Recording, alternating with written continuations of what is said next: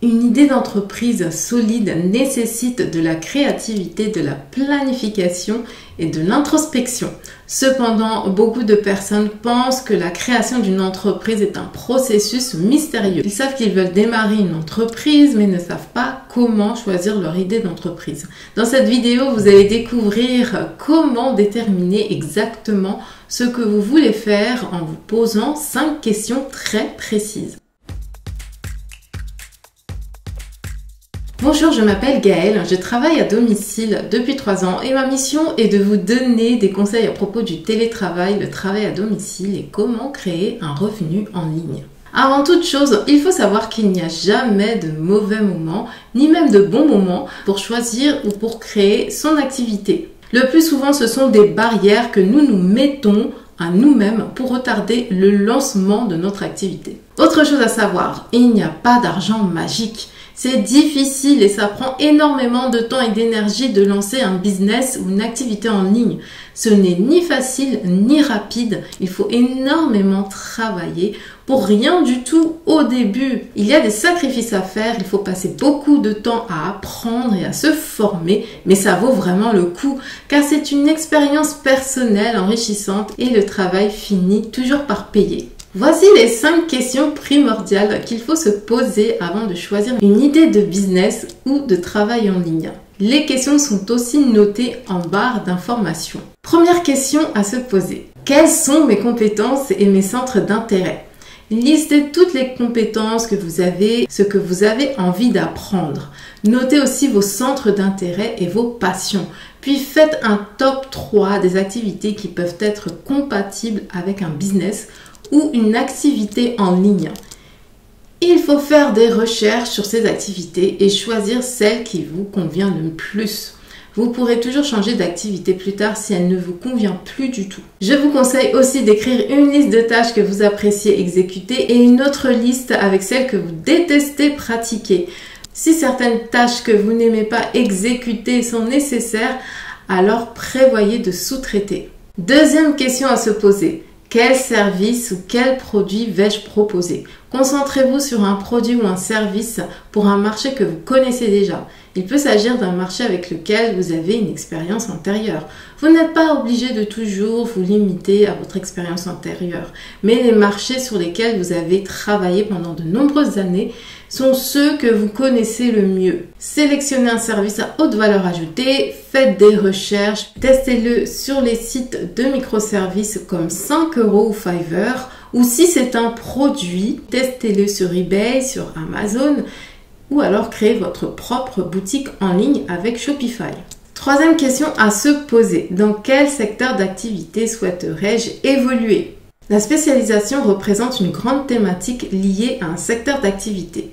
Par exemple, la rédaction pour un service et les baskets pour un produit. Tandis qu'une niche est un groupe de personnes qui ont des caractéristiques communes, qui se confrontent à la même problématique et qui ont un même objectif. On peut cibler en devenant rédacteur sur le fitness pour femmes ou alors pour un produit comme les baskets, on peut cibler davantage pour vendre des baskets de running spécialement pour femmes.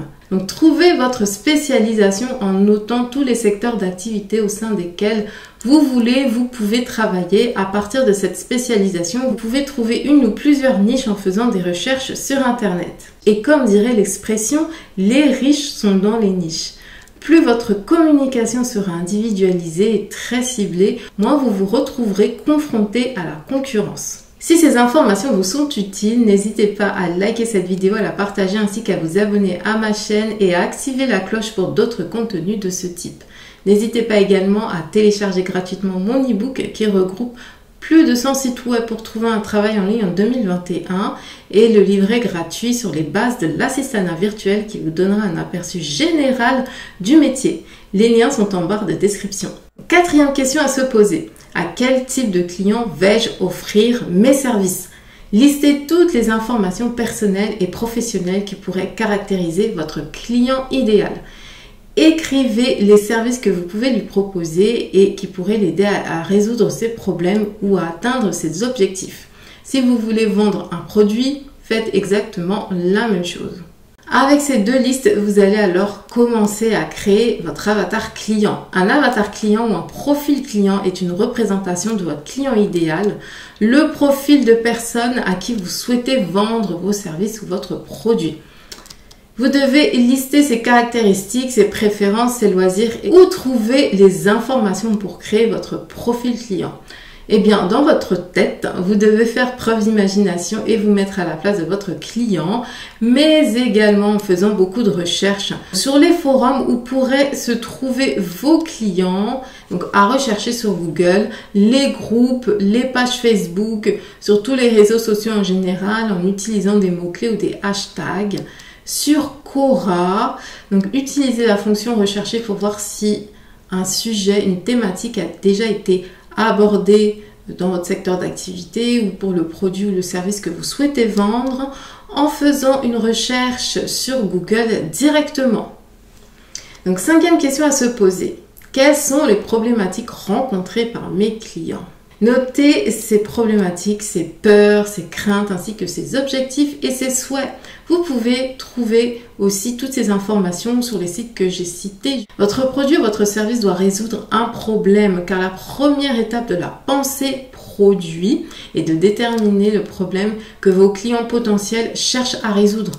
Et c'est la raison principale pour laquelle ils achèteront votre produit ou service. Dites-moi en commentaire si vous avez plutôt envie de créer un business en ligne ou de lancer votre activité en ligne en tant que freelance par exemple. En attendant, je vous propose de regarder ma vidéo sur 16 idées de business en ligne pour gagner de l'argent.